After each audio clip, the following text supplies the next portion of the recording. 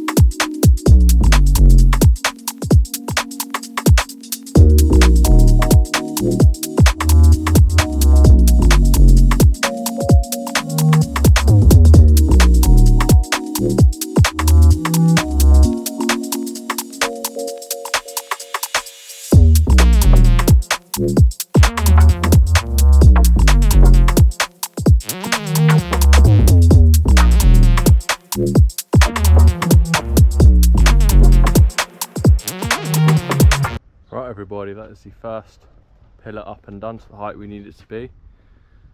So just loading out this one here. Obviously going to get that one same height as this one. Yeah, plenty of wall ties going up through. And just a quick tip when you're building pillars, obviously not all concrete blocks are the same, so obviously you're going to have your faces that you need plumb, but then you can't really control, see if you can see here, because it's a 440 pillar, but obviously some blocks are going to be 430 instead of the 440, which, you know, they're meant to be. So yeah, the easiest way to get around this is to tape this gap between the blocks, obviously tape there to there. Got mine quickly. You know, you want to be looking for 440 with your blocks, and that will mean that this back face here is going to be square of the front, because then we can just make sure that these faces here are good.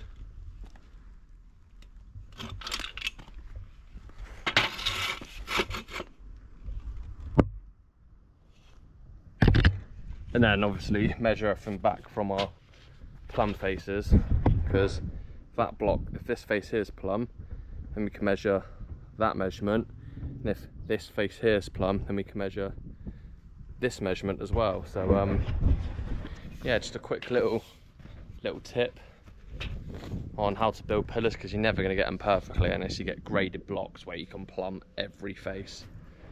But yeah, I'll get my muck out and build the next one.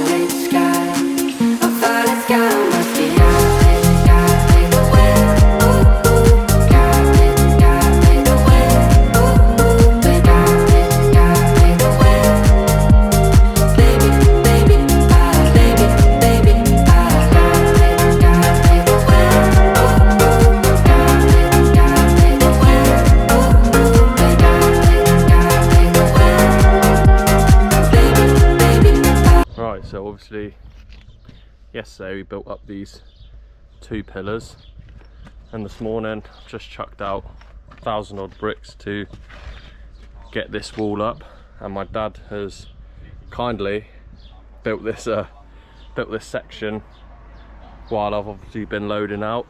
So yeah, that's looking all quite good. Toothed out section for the stonework to go in, because obviously this will be encased with stone, so a nice big pocket for that to go in. And then since I finished loading out, my turn to start building. So exact same shape as what we did building the blues. I know it wasn't recorded, but it's just a small indent out pillar going into the existing wall, hence why we've plumb cut this. And then what happens is, because this is all, well, the blues are technically below tarmac level, so obviously stonework will be starting there. So we'll have 3 courses, indent in, up, another 3, indent in, up 3, toothed out section. So yeah, and obviously a solid pillar front. Just put those 2 bricks in so we can alternate 2, go through, plenty of wall ties, mint. So yeah, just gonna get my bearings around this, get a decent chunk of this up sorted, and I'll get back to you when it's built.